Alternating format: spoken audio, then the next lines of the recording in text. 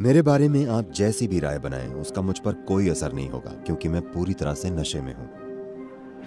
क्योंकि मैंने ये अधिकार किसी को नहीं दिया कि कोई मुझे खुश कर सके, कोई मुझे नाखुश कर सके।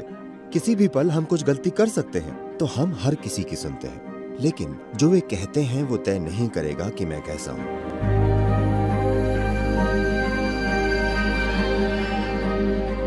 तो सद्गुरु, कुछ समय पहले मैं एक ऐसी स्थिति में थी जहां मेरी दोस्त ने शराब पी हुई थी। तो जब वो नशे की हालत में थी, वो बार बार कह रही थी कि सिर्फ इसलिए कि मैं पी रही हूँ मेरे बारे में कोई राय मत बनाओ।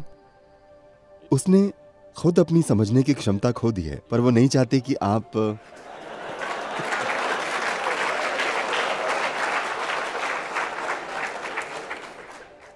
तो मेरा सवाल है कि वो चाहे शराब हो या कुछ और, हम जीवन में दूसरों की राय को लेकर इतने परेशान क्यों रहते हैं, और ऐसा क्या करें कि इससे हमारी खुशियों में रुकावट ना पैदा हो। मुझे देखिए, मैं हमेशा नशे में रहता हूं।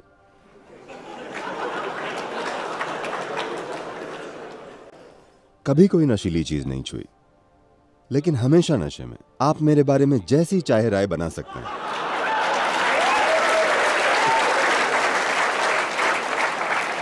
क्योंकि एक चीज यह है कि मेरा नशा ऐसा है कि मैंने अपनी समझ बिल्कुल नहीं खोई है, और साथ ही मेरे बारे में आप जैसी भी राय बनाएं उसका मुझ पर कोई असर नहीं होगा, क्योंकि मैं पूरी तरह से नशे में हूं।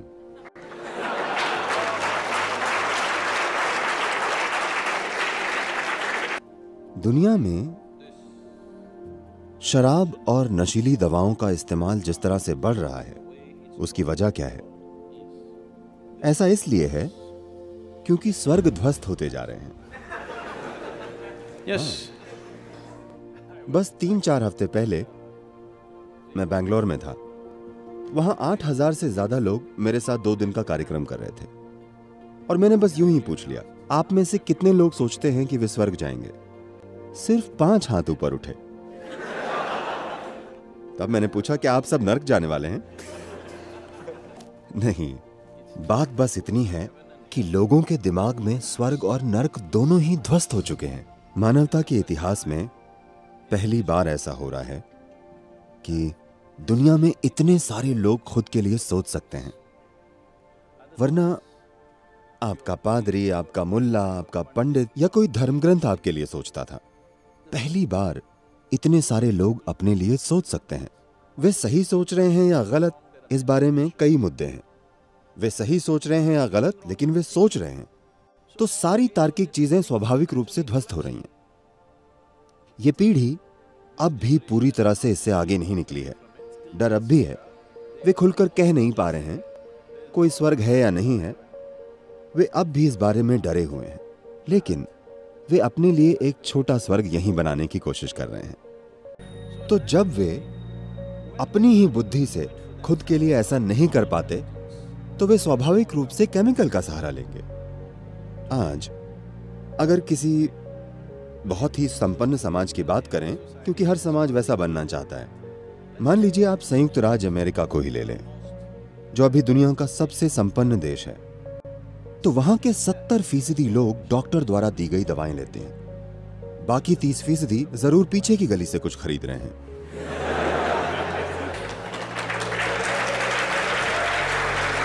सबसे संपन्न देश, जाहिर है संपन्नता उनके काम नहीं आ रही है। स्वस्थ रहने के लिए उन्हें केमिकल चाहिए, खुश रहने के लिए उन्हें केमिकल चाहिए, शांत रहने के लिए उन्हें केमिकल चाहिए, परमानंद में होने के लिए यकीनन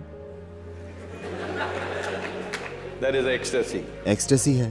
तो मैं इसे नैतिकता की दृष्टि से नहीं देख रहा हूं। यह मेरे लिए कभी भी नैतिकता का मुद्दा नहीं रहा। अब अगर 90% आबादी केमिकल का इस्तेमाल करने लगे, तो मेरा यकीन कीजिए, हम जो अगली पीढ़ी पैदा करेंगे वो पीढ़ी हमसे काफी निचले स्तर की होगी।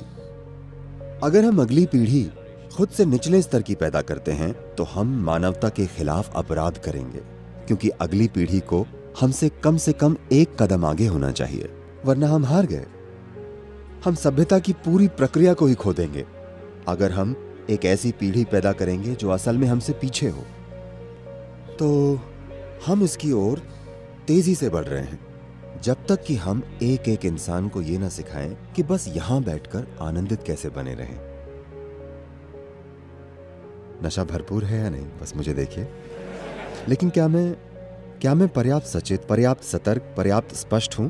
अगर खुद को नशे में रखने का कोई तरीका हो, बिना अपना विवेक खोए, बिना अपनी जागरूकता खोए, बिना अपनी बुद्धिमानी खोए, तो यह बहुत शानदार बात है। नशा बहुत बढ़िया चीज है। समस्या सिर्फ यह है कि यह आपका विवेक छीन लेता है, यह आपकी बुद्धिमानी छीन लेता है, आपको नाकाबिल बना देता है। समस्या यही है ना? क्या यह सच है? किसी से भी पूछिए। आप मेडिकल साइंस में नहीं है, लेकिन किसी से पूछिए, क्या यह सच है कि अभी ये शरीर ब्रह्मांड की सबसे शानदार केमिकल फैक्ट्री है, कम से कम उस ब्रह्मांड की जिसे हम जानते हैं? एकमात्र समस्या यह है कि आप एक बेकार मैनेजर हैं। अगर आप ये जानते कि इसे कैसे संभालें, तो आप भी मेरी तरह होते, हमेशा आनंद में। जिसे भी जो कहना हो कहे, जिसे भी जो करना हो करे। ये ऐसा ही रहेगा, क्योंकि मैंने ये अधिकार किसी को नहीं दिया कि कोई मुझे खुश कर सके, कोई मुझे नाखुश कर सके, कोई मुझे दुखी बना सके। अभी आप दूसरे लोगों की राय का नतीजा हैं। इस तरह आप कहां पहुंचने की सोच रहे हैं? कोई भी आपको बर्बाद कर सकता है। आप बाहर गई, किसी ने आपसे कहा, श्रेया तुम सबसे शानदार इंसान हो जो हमने देखी है। तब आप बादलों पर उड़ने लगी। आप बादल पर उड़ रही हैं और आप घर आई। घर में लोगों ने आपको बताया कि आप वाकई क्या हैं, और बादल धराशायी हो जाएगा। नहीं, यह बहुत महत्वपूर्ण है कि ये ना तो इस ओर हो ना उस ओर। हम सबकी सुनते हैं, क्योंकि हम कुछ गलत कर सकते हैं। हेलो, किसी भी पल हम कुछ गलती कर सकते हैं, तो हम हर किसी की सुनते हैं। लेकिन जो वे कहते हैं वो तय नहीं करेगा कि मैं कैसा हूं, कभी भी नहीं। आपको ये चीज ठीक करनी चाहिए, और आपको अपने मित्र को बताना चाहिए जब उसने पी ना हो, वरना वो नहीं समझेगी।